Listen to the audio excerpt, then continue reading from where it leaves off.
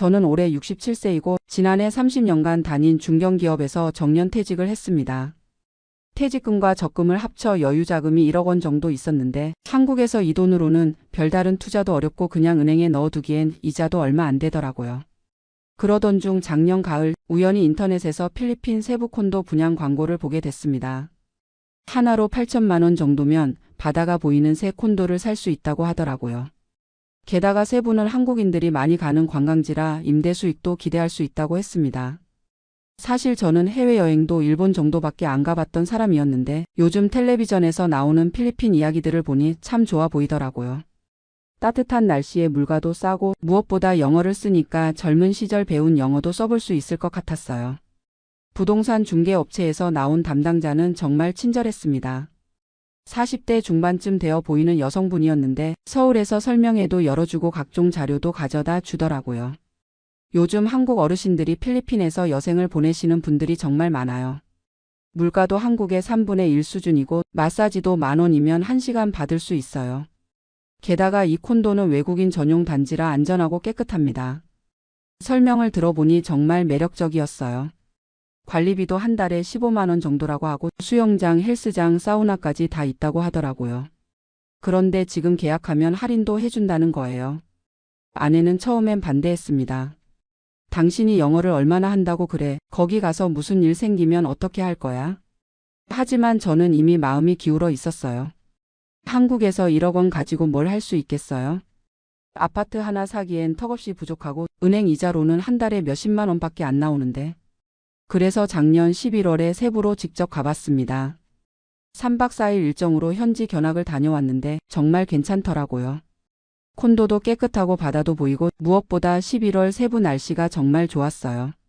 한국은 벌써 쌀쌀해지는데 거기는 반팔 입고 다닐 정도였거든요. 현지에서 만난 한국인 부동산 업체 직원도 장점만 이야기해 주더라고요. 이 지역은 한국인들이 많이 살아서 한국 마트도 있고 한국 음식점도 있어요. 병원도 한국어 통역 서비스가 있고요. 그래서 바로 계약했습니다. 계약금 1천만 원 먼저 내고 잔금 7천만 원은 한 달 후에 송금하기로 했어요. 그때는 정말 좋은 투자를 했다고 생각했거든요. 올해 1월부터 본격적으로 세부 생활을 시작했습니다. 처음 2주 정도는 정말 신기하고 좋았어요. 아침에 일어나서 발코니에서 바다를 보는 기분이 참 좋더라고요. 수영장에서 수영도 하고 근처 한국 음식점에서 밥도 먹고. 그런데 3주째부터 문제가 하나둘씩 생기기 시작했어요. 먼저 언어 문제가 생각보다 심각했습니다. 중개업체에서는 영어를 쓴다고 했는데 실제로는 현지 타갈로그어나 세부아누어를 많이 쓰더라고요. 마트에서 물건을 사려고 해도 직원이 무슨 말을 하는지 모르겠고 택시 기사와도 의사소통이 안 돼서 엉뚱한 곳에 내려주는 경우가 한두 번이 아니었어요. 그리고 치안 문제도 생각보다 심각했습니다. 중개업체에서는 외국인 전용 단지라 안전하다고 했는데 밤에는 경비원도 졸고 있고 한 번은 새벽에 이상한 사람이 발코니 근처에서 서성이는 걸 봤어요. 그 이후로는 밤에 혼자 돌아다니기가 무서워졌습니다. 가장 큰 문제는 인터넷이었어요. 한국에서 스마트폰으로 뉴스도 보고 유튜브도 보는 게 일상이었는데 세부 인터넷 속도가 너무 느린 거예요. 동영상 하나 보는데 몇 분씩 걸리고 화상통화로 한국에 있는 아내와 통화하려고 해도 끊어지기 일쑤였어요. 콘도 관리사무소에 문의해봐도 답답하기만 했습니다. 관리소 직원들은 영어를 하긴 하는데 발음이 알아듣기 어렵고 뭔가 문제가 생겨도 나중에 고쳐주겠다고만 하고 제대로 해결해주지 않더라고요. 2월 둘째 주에는 정말 당황스러운 일이 있었어요. 수도관에서 물이 안 나와서 관리사무소에 신고했는데 3일 동안이나 방치하는 거예요. 그동안 페트병 물을 사서 쓰면서 정말 불편했는데 나중에 알고 보니 수리비를 따로 내야 한다는 거였어요. 한국에서는 관리비를 내면 이런 기본적인 수리는 당연히 해주는 건데 여기서는 뭐든지 돈을 따로 내야 하더라고요. 에어컨 청소도 따로, 전구 교체도 따로, 심지어 화장실 변기 막힌 것도 따로 돈을 내야 한다는 거예요. 그리고 매달 관리비 15만 원이라고 했는데 실제로는 전기세, 수도세, 인터넷비까지 합하면 한 달에 35만 원 정도 나왔어요. 전기요금이 특히 비쌌는데 에어컨을 하루 종일 틀어놔야 하니까 한 달에 15만 원씩 나오더라고요. 음식 문제도 심각했어요. 처음에는 한국 음식점이 있다고 해서 좋아했는데 막상 가보니 가격이 한국의 2배는 되더라고요. 김치찌개 한 그릇에 15,000원, 불고기 정식이 2만 원이었어요. 한국에서 먹던 맛도 아니고. 현지 음식은 입에 맞지 않았어요. 너무 짜거나 너무 달거나 아니면 향신료 냄새가 너무 강해서 먹기 어려웠습니다. 그렇다고 매일 한국 음식점에서 먹기엔 돈이 너무 많이 들고 3월에는 더 큰 문제가 생겼어요.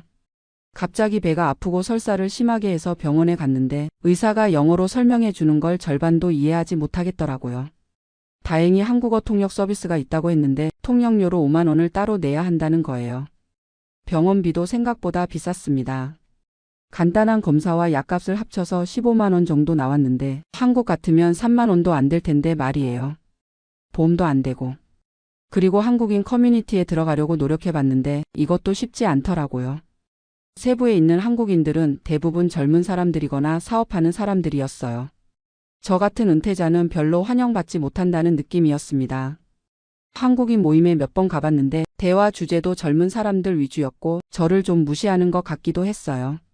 아, 한국에서 오신 관광객이세요? 이런 식으로 말하더라고요. 4월에는 정말 무서운 일이 있었어요. 저녁에 근처 편의점에 물을 사러 갔다가 돌아오는 길에 오토바이를 탄 2명이 제 가방을 뺏어가려고 한 거예요. 다행히 크게 다치지는 않았지만 지갑과 핸드폰을 뺏길 뻔했어요. 경찰서에 신고하러 갔는데 경찰도 영어가 서툴러서 의사소통이 어려웠고 결국 대충 넘어갔어요. 그런 일은 자주 있다. 조심해라. 이런 식으로. 그때부터 정말 무서워졌어요. 밤에는 아예 나가지 않고 낮에도 가방을 앞으로 메고 다니게 됐어요. 이게 무슨 여유로운 노후 생활인가 싶더라고요. 5월에는 건강 문제가 더 심각해졌어요. 고혈압 약을 가져갔었는데 떨어져서 현지 병원에서 처방받으려고 했더니 한국에서 먹던 약이 없다는 거예요. 비슷한 약을 처방해 준다고 하는데 의사 설명도 제대로 이해하지 못하겠고 정말 답답했어요. 결국 한국에서 약을 붙여달라고 아내에게 부탁했는데 국제우편으로 보내는데 일주일이나 걸렸어요. 그동안 혈압이 올라가서 머리도 아프고 정말 힘들었습니다. 그리고 매달 생활비도 생각보다 많이 들었어요. 처음에는 한 달에 100만 원이면 충분할 거라고 생각했는데 실제로는 150만 원에서 200만 원 정도 들더라고요. 콘도 관리비 35만 원, 식비 80만 원, 교통비 20만 원, 기타 잡비 30만 원. 이렇게 하면 165만 원인데 병원비나 예상치 못한 비용까지 더하면 200만 원은 넘어갔어요.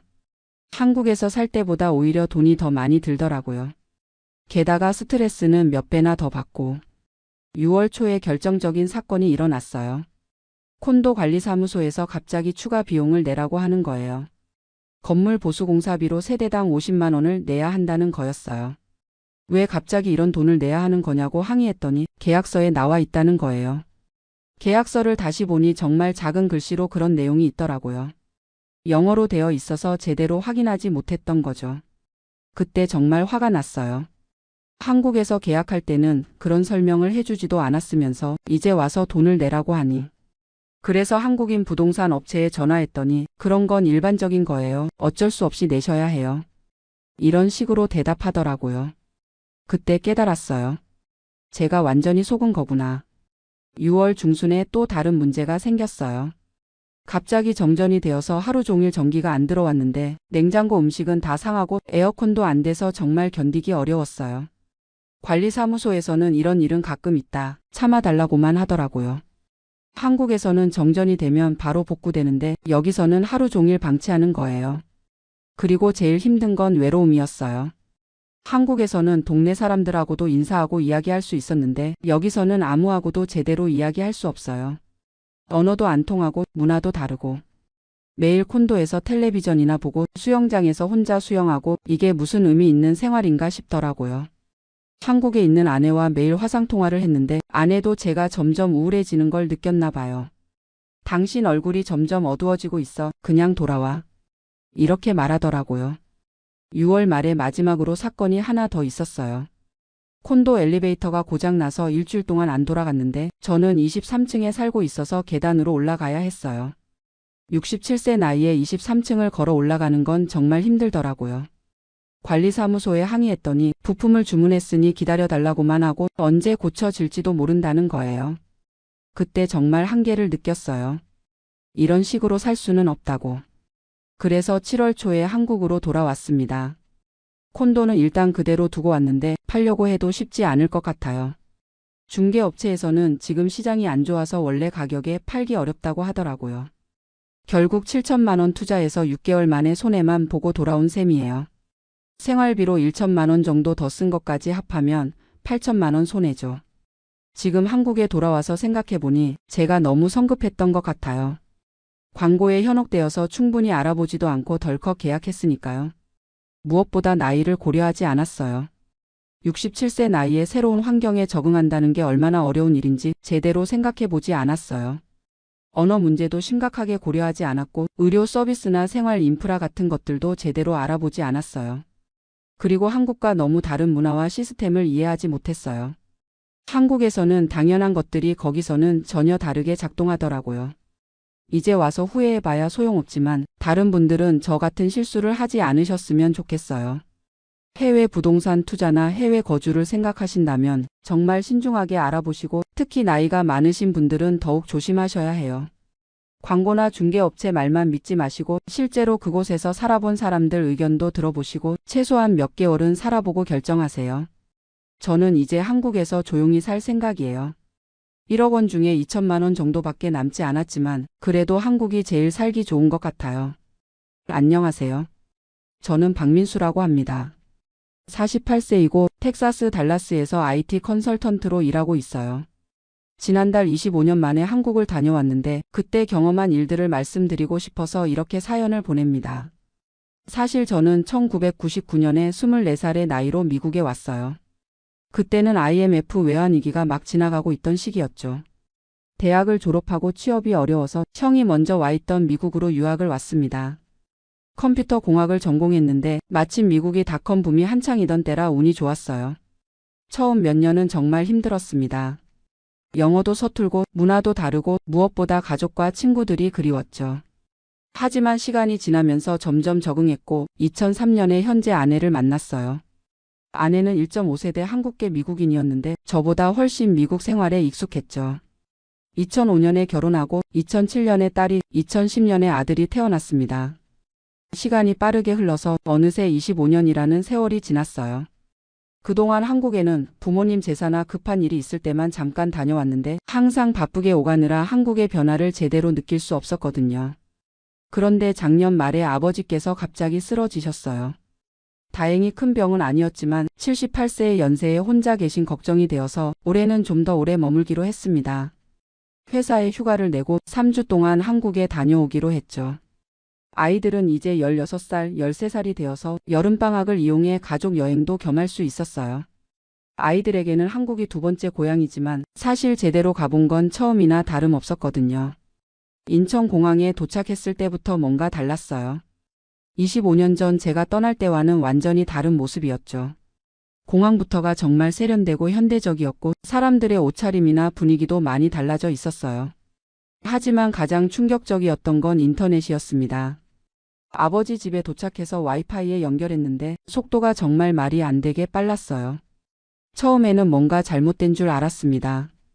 미국에서 저희 집은 인터넷 속도가 그럭저럭 괜찮은 편이에요. 달라스는 AT&T 파이버가 잘 깔려 있어서 저희는 월 $80 내고 500mbps 플랜을 쓰고 있거든요. 실제로는 300에서 400mbps 정도 나와요. 미국 기준으로는 꽤 빠른 편이죠. 그런데 아버지 집에서 속도 테스트를 해봤는데 다운로드 속도가 900mbps가 넘게 나오는 거예요. 업로드도 800mbps 이상이었고요. 처음에는 측정 사이트가 잘못됐나 싶어서 여러 사이트에서 몇 번이나 측정해봤는데 비슷했어요. 더 놀라운 건 아버지께서 그냥 일반 기가 인터넷을 쓰고 계신다는 거였어요. 월 3만 원도 안 되는 요금으로요.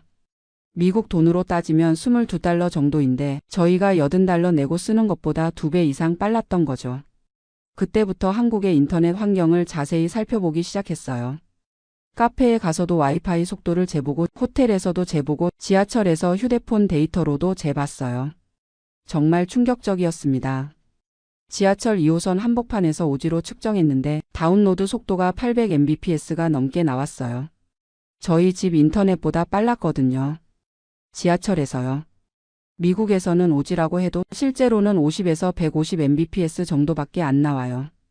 그것도 조건이 좋을 때 얘기고 보통은 30에서 80mbps 정도죠. LTE와 큰 차이가 없어서 사실 오지가 뭐가 특별한지 잘 모르겠었거든요. 그런데 한국에서는 정말 다르더라고요. 강남역 한복판에서 측정했을 때는 다운로드가 1.2Gbps까지 나왔어요. 기가비트를 넘어선 거죠. 이게 휴대폰으로 된다고요? 아이들도 깜짝 놀랐어요. 미국에서는 넷플릭스 영화 하나 다운받으려면 4K 영화 기준으로 1시간은 좋게 걸리거든요. 그래서 보통은 스트리밍으로 보죠. 그런데 한국에서는 4K 영화가 5분 만에 다운로드 되더라고요. 아들이 게임을 다운받는데 20GB짜리 게임이 10분도 안 걸렸어요. 미국에서는 하룻밤 걸리는 일이었는데 말이에요. 처음 며칠은 정말 신세계였어요. 유튜브 영상을 4K로 틀어도 버퍼링이 전혀 없고 여러 개를 동시에 틀어도 전혀 문제 없었어요. 화상회의도 정말 선명하고 끊김이 없었고 클라우드에 파일 업로드하는 것도 순식간이었죠. 그런데 시간이 지나면서 뭔가 이상한 기분이 들기 시작했어요. 25년 동안 미국에서 살면서 저는 미국이 IT 강국이라고 생각했거든요. 구글도 있고 아마존도 있고 애플도 있고 페이스북도 있는 나라니까요. 그런데 정작 인터넷 인프라는 한국이 훨씬 앞서 있더라고요. 처음에는 그냥 서울이니까 그런가 싶었어요. 하지만 아버지와 함께 전주에 있는 삼촌 댁을 방문했을 때도 마찬가지였어요. 오히려 더 빨랐어요. 삼촌께서는 요즘 기가 인터넷이 기본이다라고 하시더라고요. 예전에는 100메가도 빠르다고 했는데 이제는 기가도 느리다고 하네라고 웃으시면서 말씀하셨어요. 그 말씀을 들으니까 갑자기 뭔가 뒤처진 기분이 들었어요. 25년 동안 미국에서 선진국에 살고 있다고 생각했는데 정작 제가 떠나온 한국이 더 앞서 있었던 거죠. 특히 아이들이 한국 인터넷을 경험하고 나서 미국 인터넷에 대해 불평하기 시작했어요. 왜 미국은 인터넷이 이렇게 느려? 한국에서는 모든 게 순식간이었는데 라고 말하더라고요. 딸아이는 한국에서 친구들과 영상통화를 할 때 화질이 너무 좋아서 감탄했어요. 미국에서는 아무리 좋은 인터넷을 써도 한국과 화상통화하면 화질이 떨어지고 끊기거든요. 그런데 한국에서 미국으로 걸면 오히려 한국 쪽이 더 선명했어요. 아들은 게임에 빠져 있는데 한국에서 온라인 게임을 해보니까 핑이 5미즈 이하로 나오더라고요. 미국에서는 50미즈도 좋은 편인데 말이에요. 아빠, 우리 미국으로 돌아가지 말고 여기서 살면 안 될까? 라고 진심으로 묻더라고요. 저도 솔직히 흔들렸어요. IT 일을 하는 사람으로서 이런 인프라에서 일할 수 있다면 얼마나 좋을까 싶었거든요. 한국에 있는 동안 몇몇 옛 친구들을 만났어요. 다들 IT 관련 일을 하고 있었는데 그들이 하는 이야기를 들어보니까 더 놀랐어요. 친구 하나는 스타트업을 운영하고 있었는데 클라우드 서비스 비용이 미국보다 훨씬 저렴하다고 하더라고요. 데이터 처리 속도도 빠르고 서버 응답 시간도 빨라서 같은 서비스라도 한국에서 하는 게 훨씬 유리하다고 했어요. 또 다른 친구는 게임 회사에서 일하고 있었는데 한국에서 게임 개발하면 실시간으로 테스트하고 업데이트하는 게 가능하다고 했어요. 미국에서는 상상도 못할 속도라고 하더라고요. 그때 깨달았어요. 제가 25년 동안 뒤처진 인프라에서 살고 있었다는 걸. 물론 미국도 나름 선진국이고 실리콘밸리 같은 곳은 정말 대단하죠. 하지만 일반 사람들이 쓰는 인터넷 환경은 한국이 훨씬 앞서 있었던 거예요. 3주가 금세 지나갔어요. 떠날 시간이 다가오니까 정말 아쉬웠어요. 특히 인터넷 때문에 더 그랬죠.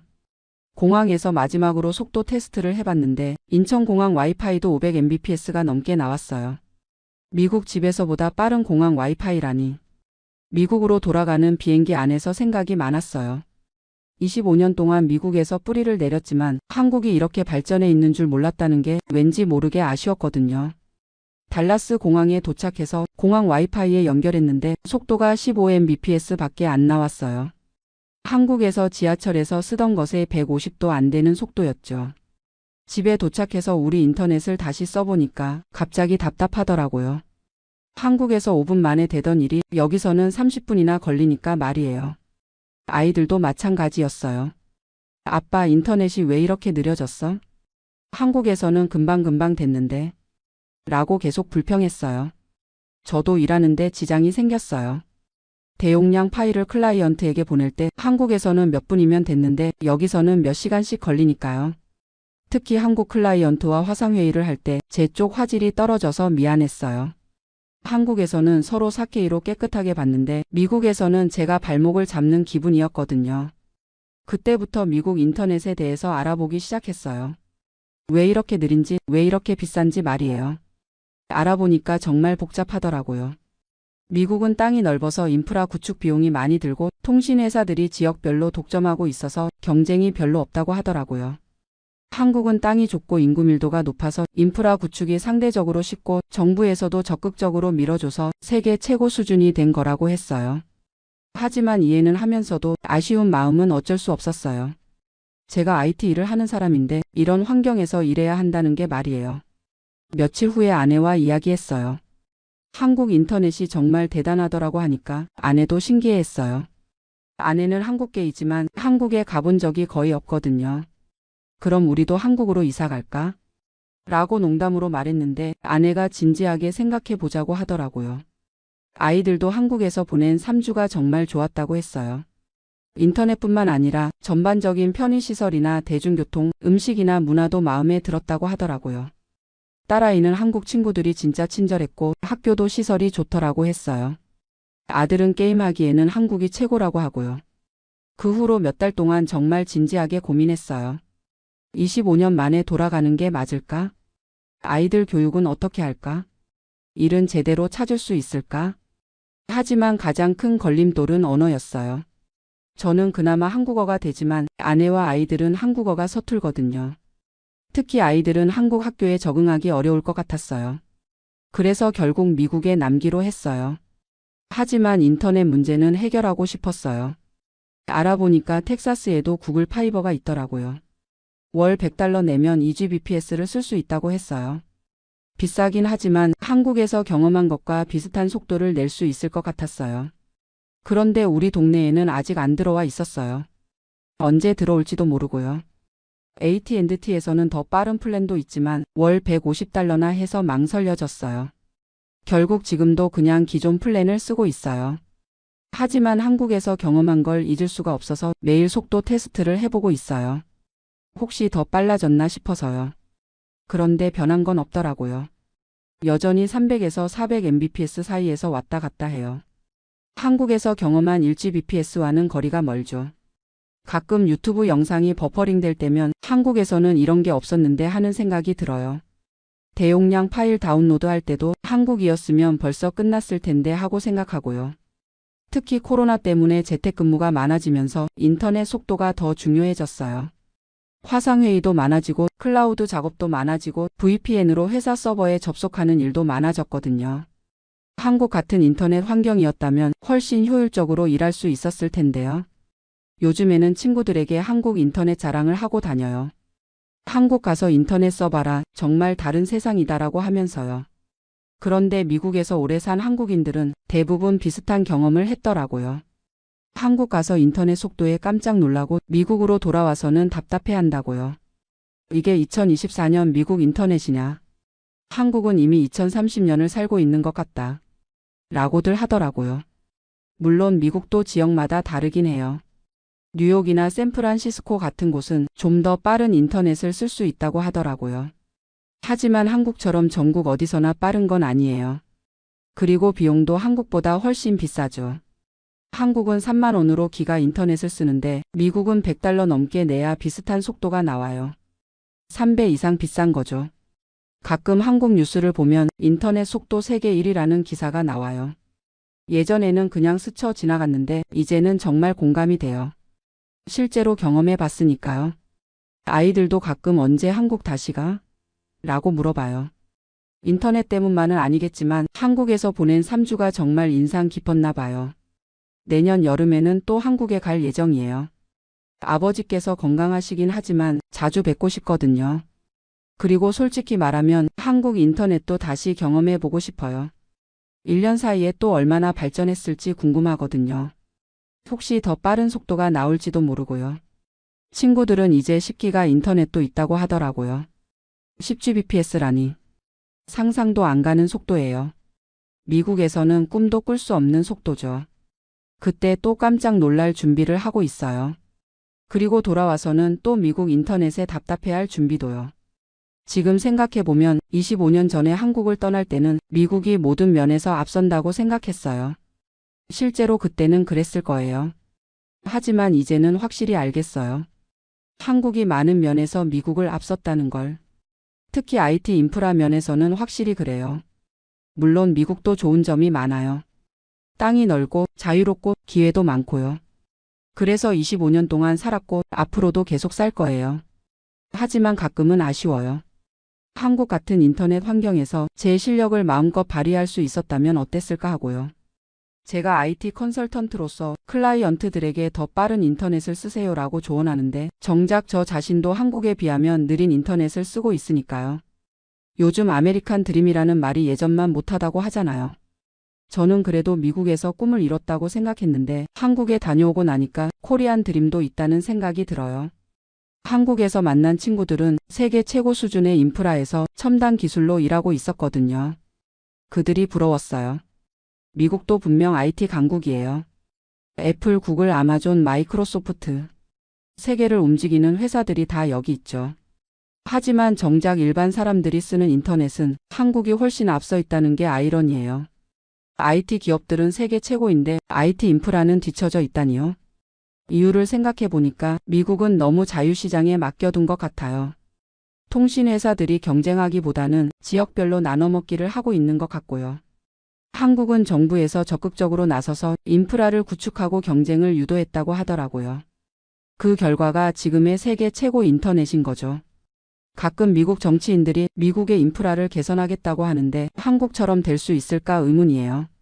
너무 기득권이 많이 얽혀 있는 것 같거든요. 그래도 희망은 있어요. 구글 파이버나 스타링크 같은 새로운 서비스들이 나오고 있으니까요. 언젠가는 미국도 한국 수준이 될 수 있을 거라고 믿어요. 하지만 그때까지는 얼마나 걸릴지 모르겠어요. 10년? 20년? 그때까지 계속 답답한 인터넷을 써야 하나 싶어요. 아이들이 대학 갈 때쯤이면 한국으로 유학 보내는 것도 생각해 봐야겠어요. 한국 대학들도 많이 좋아졌다고 하고 IT 환경은 세계 최고니까요. 특히 아들이 게임 개발에 관심이 많은데 한국이 게임 강국이잖아요. 그런 환경에서 공부한다면 더 좋은 기회가 있을 것 같아요. 딸아이도 디지털 아트에 관심이 있는데 한국의 빠른 인터넷 환경에서는 실시간으로 작업을 주고받을 수 있을 거예요. 미국에서는 상상도 못할 속도로요. 요즘 한국 친구들과 카카오톡으로 연락하는데 그들이 보내는 동영상이나 사진들을 보면 정말 부러워요. 4K 동영상을 몇 초 만에 업로드하고 실시간으로 공유하더라고요. 저희는 아직도 이메일로 파일을 나눠서 보내고 압축해서 보내고 그래요. 차이가 너무 크죠. 한국에서 만난 조카는 유튜브에 4K 영상을 올리는 크리에이터인데 영상 편집하고 업로드하는 게 정말 빠르더라고요. 미국에서는 업로드만 몇 시간 걸릴 텐데라고 하니까 여기서는 30분이면 끝이라고 하더라고요. 그런 환경에서 자란 한국 젊은이들은 디지털 세상에서 정말 유리할 것 같아요. 속도에 제약받지 않고 마음껏 창작하고 소통할 수 있으니까요. 반면 미국 아이들은 아무리 좋은 아이디어가 있어도 인터넷 속도 때문에 제약을 받을 수 있어요. 특히 시골이나 작은 도시에 사는 아이들은 더 그렇죠. 미국도 분명 기회의 땅이에요. 하지만 디지털 격차는 점점 커지고 있는 것 같아요. 도시와 시골, 부자와 가난한 사람들 사이의 격차가요. 한국은 전국 어디서나 빠른 인터넷을 쓸 수 있다고 하더라고요. 서울이나 부산이나 제주도나 강원도나 모두 비슷한 수준의 인터넷을 쓸 수 있다고요. 이게 정말 대단한 거예요. 미국에서는 상상도 못할 일이거든요.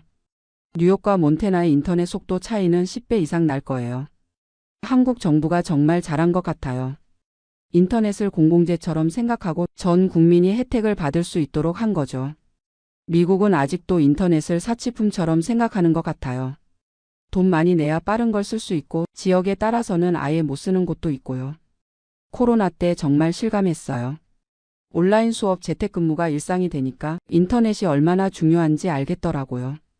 한국 아이들은 끊김없이 온라인 수업을 받았을 텐데 미국에서는 인터넷 때문에 수업을 못 듣는 아이들이 많았어요. 특히 시골 지역에서는 더 심했고요. 그때 정말 생각했어요. 21세기의 인터넷은 전기나 수도처럼 기본적인 인프라라고요. 한국은 그걸 일찍 깨달았고 미국은 아직도 깨닫지 못한 것 같아요. 물론 미국도 변하고 있어요. 바이든 정부에서 인프라 투자를 늘리겠다고 하고 브로드밴드 확산 정책도 추진하고 있어요. 하지만 한국을 따라잡으려면 정말 오랜 시간이 걸릴 것 같아요. 땅도 넓고 기득권도 많고 무엇보다 국민들의 인식도 바뀌어야 하니까요. 저는 개인적으로 한국이 자랑스러워요.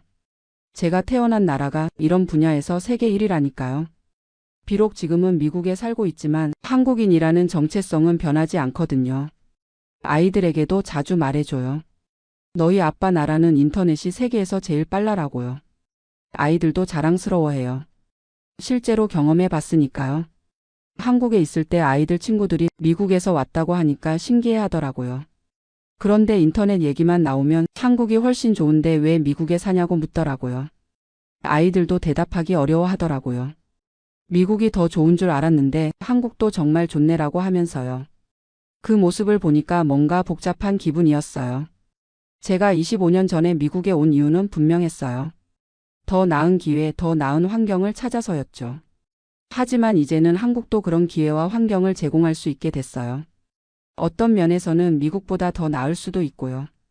특히 IT 분야에서는 확실히 그런 것 같아요. 세계 최고의 인프라에서 최신 기술로 일할 수 있는 환경이니까요. 가끔 그때 한국에 남았다면 어땠을까 하는 생각을 해봐요. 물론 후회는 아니에요. 미국에서도 좋은 경험을 많이 했고 가족도 꾸리고 안정적인 삶을 살고 있으니까요. 하지만 호기심은 있어요. 한국의 IT 환경에서 제 능력을 시험해보고 싶은 마음이요. 요즘 한국 IT 회사들이 해외 인재를 많이 영입한다고 하더라고요. 실리콘밸리에서 일하던 사람들도 한국으로 돌아오는 경우가 늘고 있다고요. 그런 기사를 볼 때마다 나도 언젠가는 하는 생각이 들어요. 하지만 현실적으로는 쉽지 않죠. 가족들 생각도 해야 하고 언어 문제도 있고요.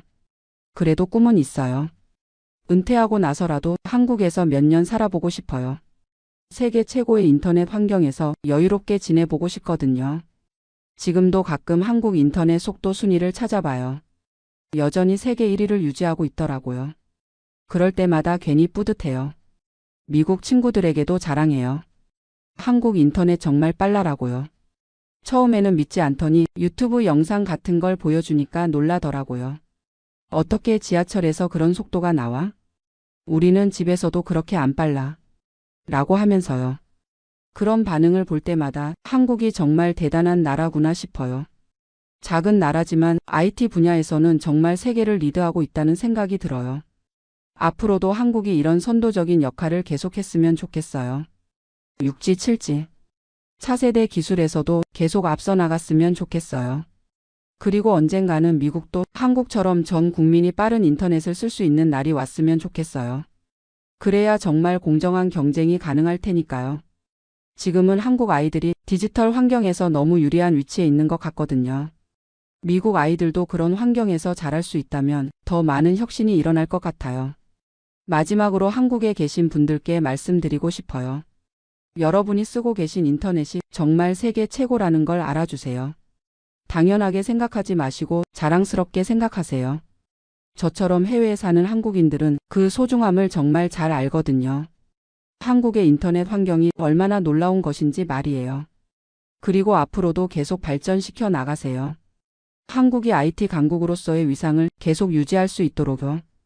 저도 미국에서 한국의 IT 기술을 알리는 일을 계속하겠어요. 비록 느린 인터넷 환경에서지만 할 수 있는 일은 하겠어요. 그리고 언젠가는 다시 한국의 빠른 인터넷을 경험하러 가겠어요. 그때까지 더 발전한 모습을 기대하면서 말이에요. 긴 이야기 들어주셔서 감사합니다. 25년 만에 느낀 한국의 변화, 특히 인터넷 환경의 놀라운 발전을 누군가와 나누고 싶었거든요.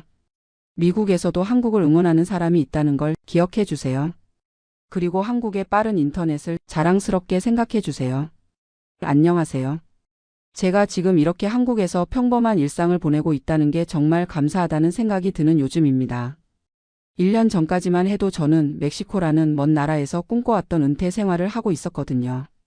하지만 지금 돌이켜보니 그때의 저는 정말 무모했던 것 같아요. 67세인 제가 남편과 함께 겪었던 멕시코에서의 험난한 경험을 들려드리려고 해요.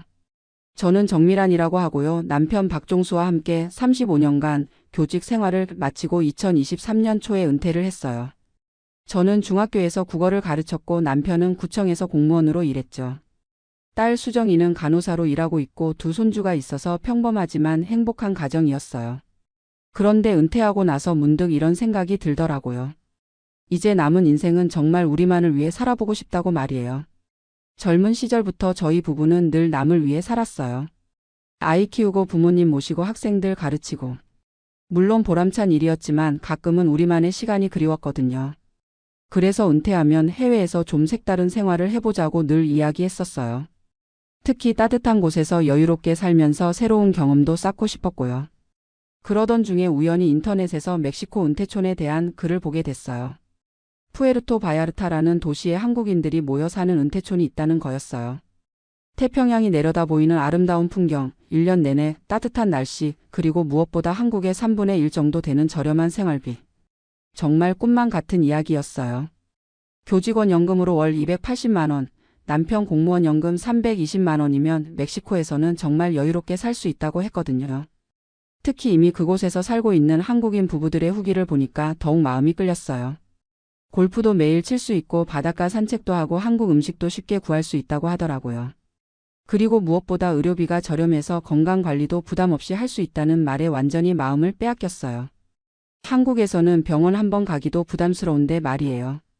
남편과 저는 6개월 동안 꼼꼼히 준비했어요. 멕시코 비자 발급받고 스페인어 기초 회화도 배우고 현지 부동산 정보도 수집했죠. 강동구 아파트는 전세로 내놓고 필요한 물건들만 챙겨서 떠날 준비를 했어요. 물론 주변 반응은 걱정 반 부러움 반이었어요. 딸 수정이는 처음에 정말 반대했어요. 엄마 아빠가 갑자기 왜 그런 먼 곳으로 가려고 하냐면서 말이에요. 언어도 안 통하고 의료시설도 걱정되고 무엇보다 혹시 무슨 일이라도 생기면 어떻게 하냐고 했죠. 하지만 저희는 이미 마음을 정했고 선배 은퇴자들의 성공 사례도 많다면서 딸을 설득했어요. 친구들은 오히려 부러워했어요. 이미선 언니는 자기도 남편 은퇴하면 따라가고 싶다고 했고 영숙이는 용기가 대단하다면서 응원해줬어요. 그런데 지금 생각해보니 정작 중요한 건 아무도 말해주지 않았던 것 같아요. 모든 게 좋아 보이는 정보만 듣고 결정했던 거죠. 2023년 4월 드디어 멕시코로 출발하는 날이 왔어요. 인천공항에서 작별 인사를 할 때 딸이 눈물을 글썽이더라고요. 그래도 저희는 새로운 모험에 대한 설렘으로 가득했어요. 경유 포함해서 거의 20시간을 날아가서 푸에르토 바야르타에 도착했을 때 정말 그림 같은 풍경이 펼쳐졌어요. 야자수가 늘어선 해변, 푸른 태평양, 그리고 따뜻한 햇살. 마치 여행 잡지에서나 봤던 풍경이 눈앞에 있었어요. 공항에서 나와 택시를 타고 미리 구해둔 콘도미니엄으로 향했는데 정말 기대했던 것 이상이었어요.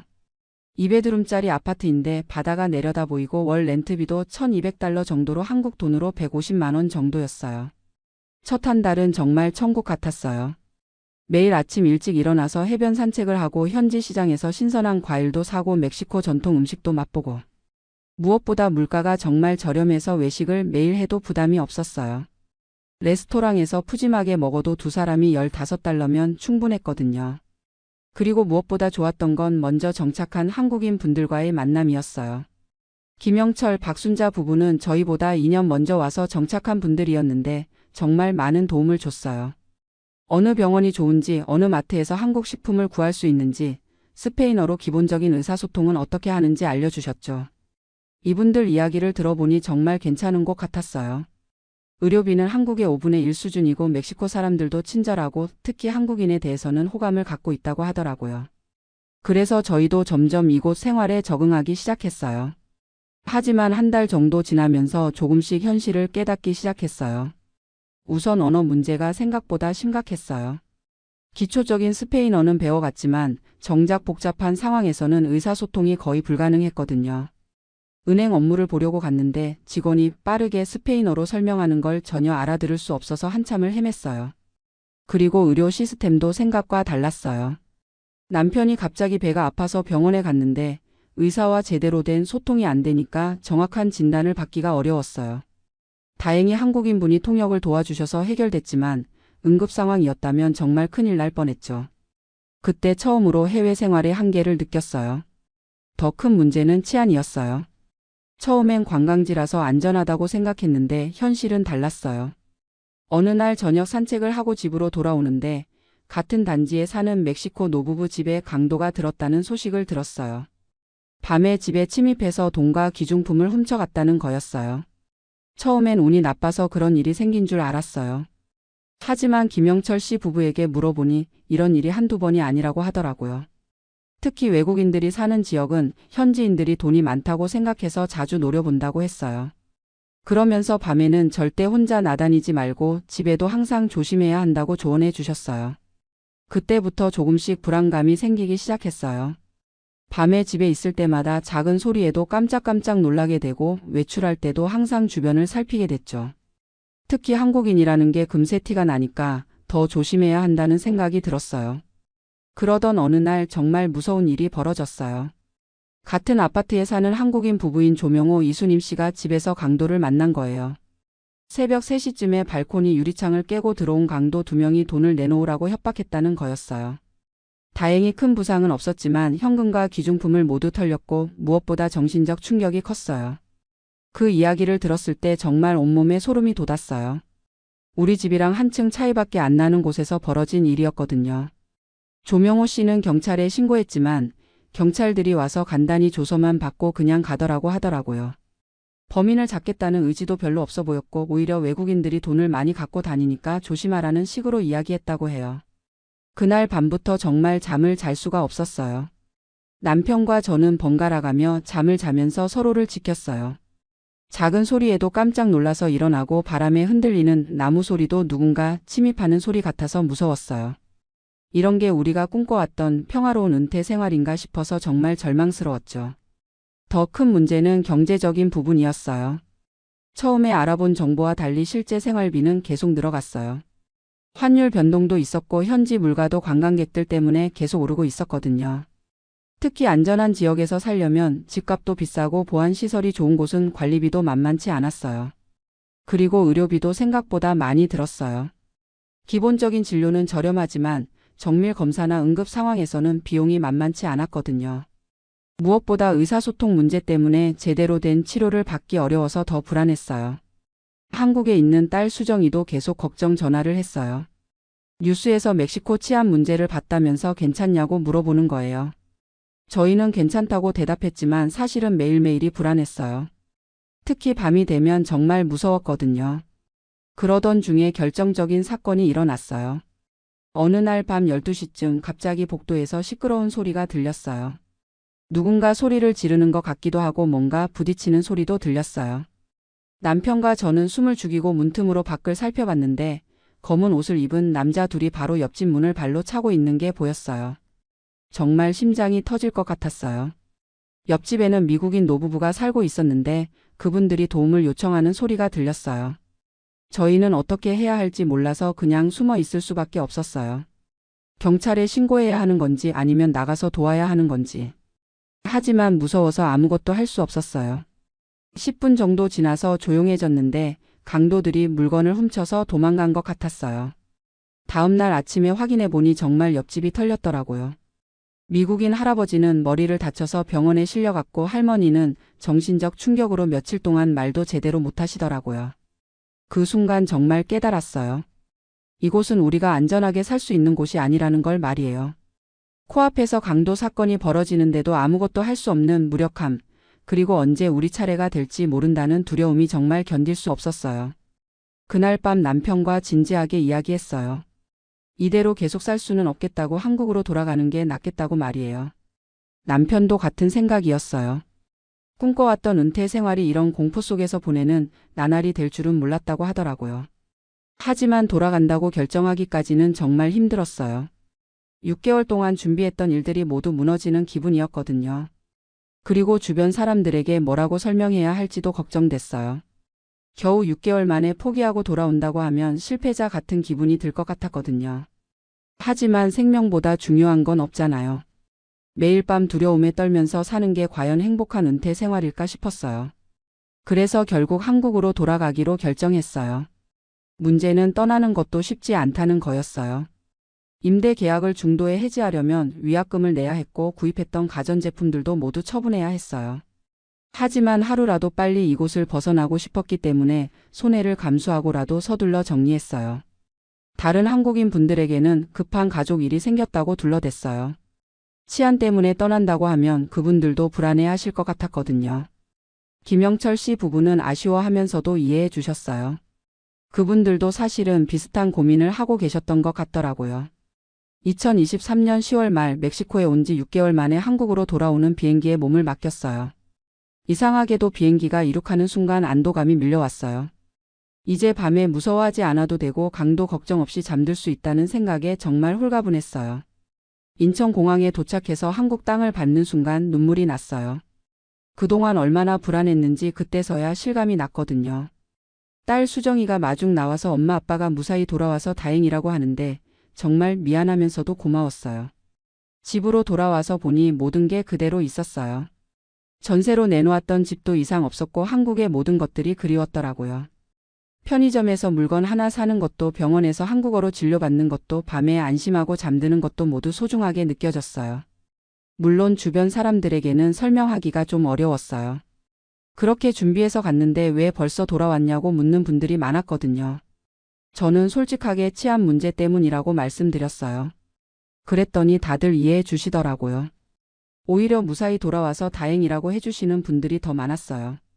이미선 언니는 자기도 따라가고 싶다고 했었는데 제 이야기를 듣고는 생각을 바꾸셨어요. 영숙이도 역시 안전이 제일 중요하다면서 한국이 최고라고 하더라고요. 그제서야 깨달았어요. 해외 은퇴 생활의 로맨틱한 면만 보고 현실적인 위험성은 제대로 고려하지 못했다는 걸 말이에요. 지금 돌이켜보면 저희가 너무 성급했던 것 같아요. 충분한 현지 답사도 없이 인터넷 정보만 믿고 결정했던 게 가장 큰 실수였어요. 특히 치안 문제는 실제로 살아봐야 알 수 있는 부분인데 그런 것까지 고려하지 못했죠. 그리고 언어 문제도 생각보다 심각했어요. 기초 회화 정도로는 응급 상황이나 복잡한 일을 처리하기가 어려웠거든요. 특히 의료진과 제대로 소통할 수 없다는 건 정말 큰 문제였어요. 무엇보다 안전에 대한 인식이 부족했어요. 한국에서 살 때는 밤에 혼자 다녀도 별로 무섭지 않았는데 멕시코에서는 낮에도 항상 조심해야 했거든요.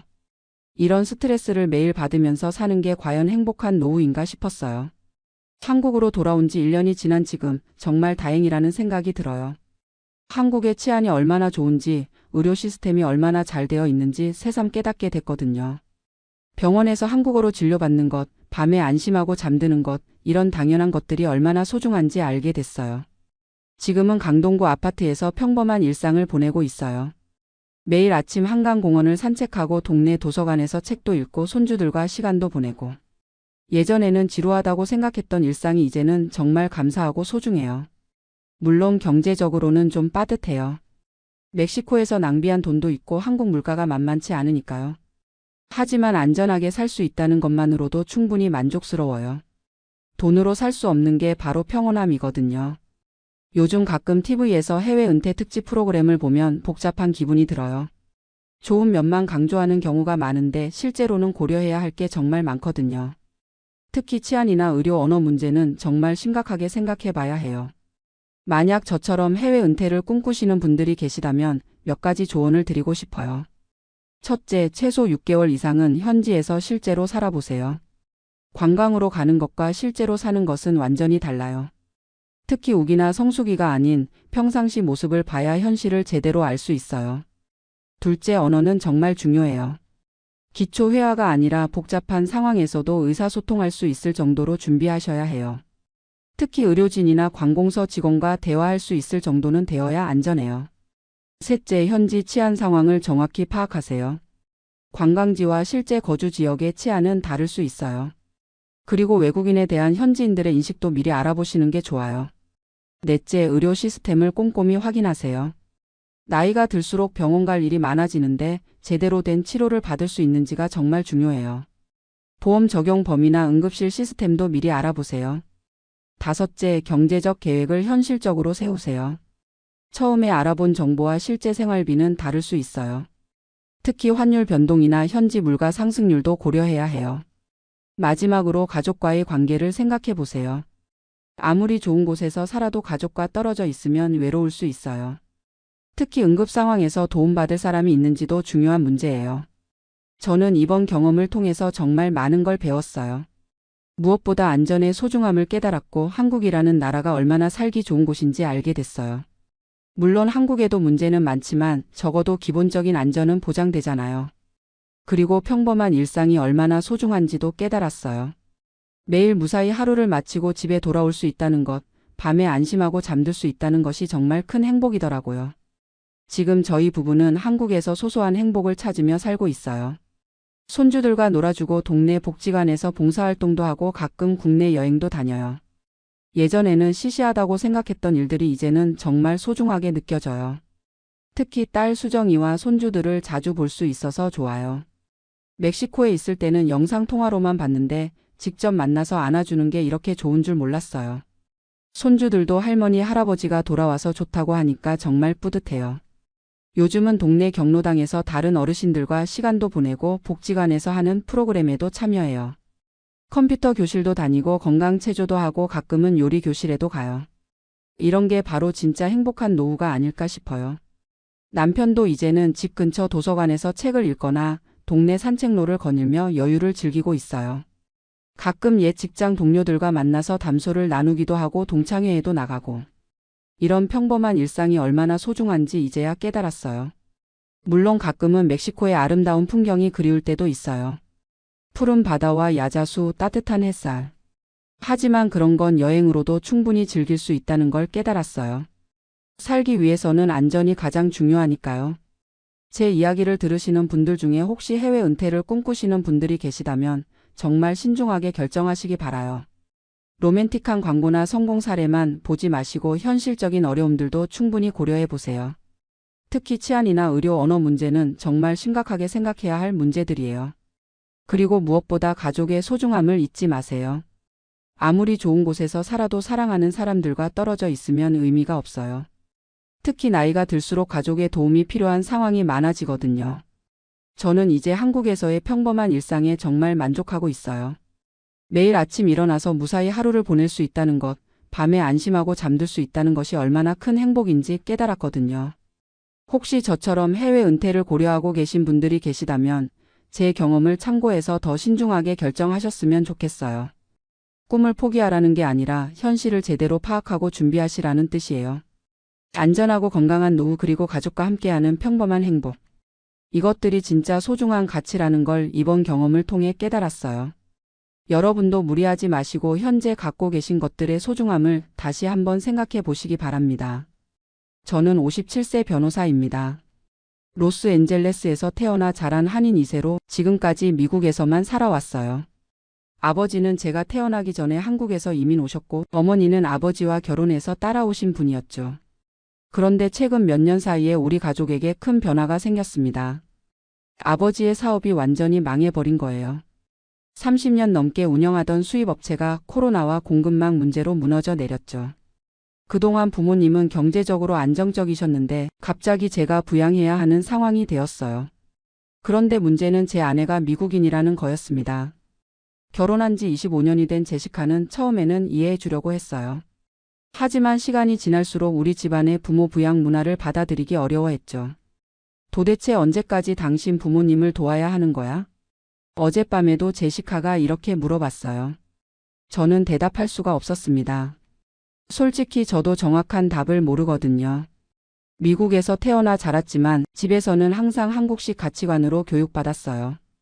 부모님께 효도하는 것이 당연하다고 배웠고 그게 옳다고 생각해왔죠. 하지만 제시카에게는 이런 생각이 전혀 이해가 안 되는 거예요. 미국에서는 부모가 자녀에게 짐이 되지 않으려고 노력하는데 왜 한국 부모들은 계속 자녀에게 의존하려고 하느냐고 묻더라고요. 이런 상황이 벌써 2년째 계속되고 있어요. 매달 부모님께 생활비로 $3,000씩 드리고 있는데 이게 우리 가게에 상당한 부담이 되고 있거든요. 제시카는 변호사 월급이 충분하다고 생각하지만 사실 로스앤젤레스 물가를 생각하면 그렇게 여유롭지 않아요. 아이들 대학 등록금도 있고 우리 집 모기지도 아직 남아 있거든요. 더 큰 문제는 제시카가 이제 노골적으로 불만을 표현한다는 거예요. 우리가 은퇴 준비도 제대로 못하고 있는데 왜 당신 부모님 뒷바라지만 해야 하느냐고 따지죠. 사실 제시카 말도 틀린 건 아니에요. 저희 부부도 이제 50대 후반인데 은퇴 자금을 더 적극적으로 모아야 할 시기거든요. 하지만 부모님을 모른 척할 수도 없잖아요. 특히 아버지는 자존심이 센 분이라서 자녀에게 손 벌리는 것 자체를 너무 힘들어하세요. 어머니는 그나마 상황을 받아들이시는 편이지만 아버지는 정말 많이 우울해 하시거든요. 평생 가족을 책임져 오셨던 분이. 갑자기 아들에게 의존해야 하는 상황이 된 거니까요. 가끔 부모님 집에 들르면 아버지가 혼자 앉아서 멍하니 계시는 모습을 봐요. 그럴 때마다 가슴이 아프죠. 제가 어릴 때 아버지는 정말 바쁘게 사셨어요. 새벽부터 밤늦게까지 일하시면서 저와 형을 대학까지 보내주셨거든요. 아버지 덕분에 제가 명문 로스쿨을 나올 수 있었고 지금의 변호사 자리까지 올 수 있었어요. 그런 아버지를 지금 어떻게 외면할 수 있겠어요. 하지만 제시카 입장에서는 다를 수밖에 없죠. 제시카의 부모님은 자녀들에게 전혀 의존하지 않으세요. 오히려 자녀들이 경제적으로 힘들면 도와주는 편이거든요. 이런 문화적 차이가 우리 부부 사이에 큰 벽이 되고 있어요. 제시카는 제가 부모님을 더 사랑한다고 생각하고 저는 제시카가 가족의 의미를 모른다고 생각하게 되었죠. 최근에는 대화 자체가 줄어들었어요.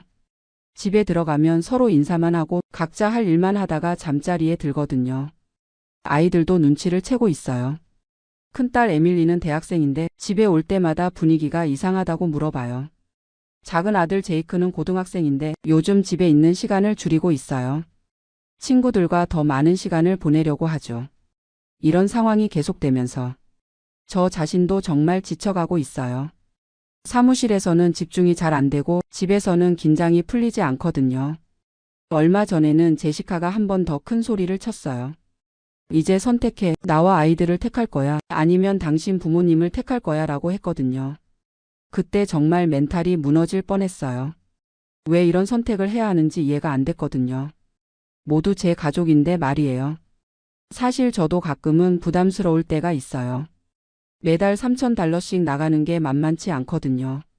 우리 가족의 생활 수준도 예전보다 많이 떨어졌어요. 예전에는 가족 여행도 자주 가고 아이들 취미 활동도 여유 있게 지원해줬는데 지금은 모든 걸 줄여가며 살고 있거든요. 제시카는 이런 상황을 견디기 힘들어해요. 우리 아이들의 미래를 위해서라도 당신 부모님께 다른 방법을 찾아달라고 해야 한다고 하죠. 다른 방법이라는 게 뭔지 물어보면 정부 지원을 받거나 시니어 하우징을 알아보라고 해요.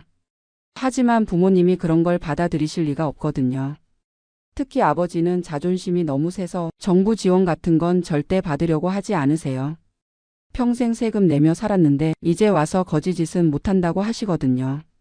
그래서 저는 더욱 딜레마에 빠져 있어요. 부모님의 자존심도 지켜드려야 하고 제 가정의 평화도 지켜야 하는데 두 마리 토끼를 다 잡기가 너무 어려워요.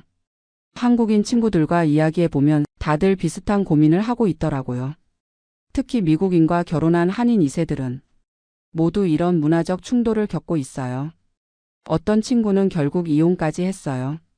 부인이 시부모 부양 문제로 더 이상 참을 수 없다고 하더라고요. 또 다른 친구는 부모님을 한국으로 모셔갔어요. 한국의 의료보험이나 복지 시스템을 이용하시라고요. 하지만 그 친구도 죄책감에 시달리고 있더라고요. 저는 정말 어떻게 해야 할지 모르겠어요. 부모님을 한국으로 모실 수도 없는 상황이고 그렇다고 제시카와 아이들을 포기할 수도 없거든요. 며칠 전에 부모님과 진솔한 대화를 나눠봤어요. 제 상황을 솔직하게 말씀드렸거든요. 아내와의 갈등, 경제적 부담, 아이들에게 미치는 영향까지 모든 걸 털어놨어요. 아버지는 처음에는 화를 내셨어요. 결혼하고 나서 부모는 남이 되었나라고 하시더라고요.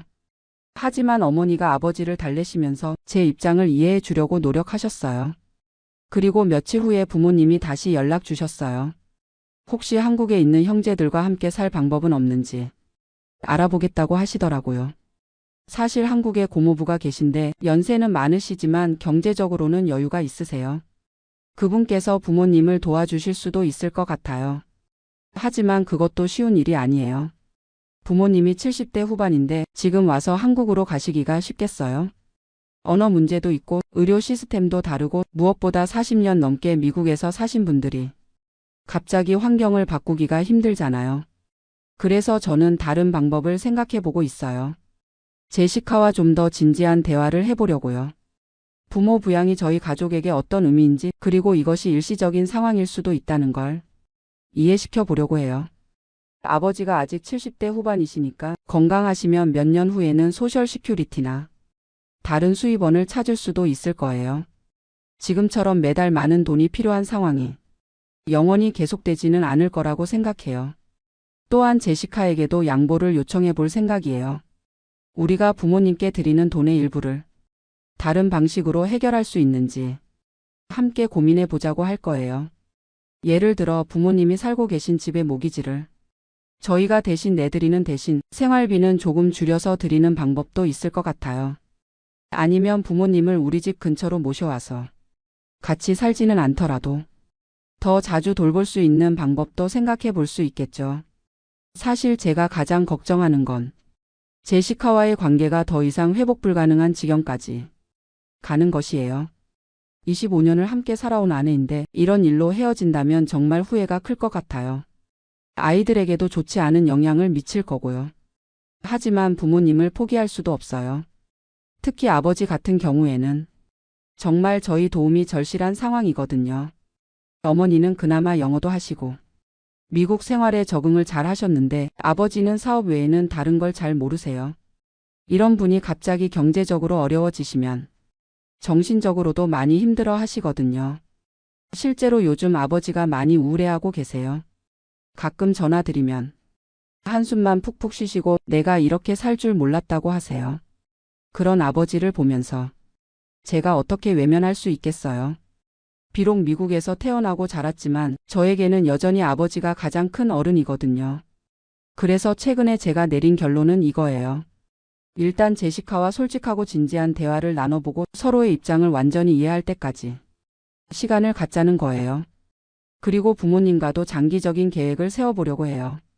지금처럼 매달 일정 금액을 드리는 것보다는 좀 더 체계적이고 지속 가능한 방법을 찾아보려고요. 예를 들어 부모님의 의료보험 문제를 해결해 드리거나 지방 관리 비용을 줄일 수 있는 방법을 찾아보거나 아니면 부모님이 조그마한 수입이라도 얻을 수 있는 방법이 있는지 알아보려고 해요.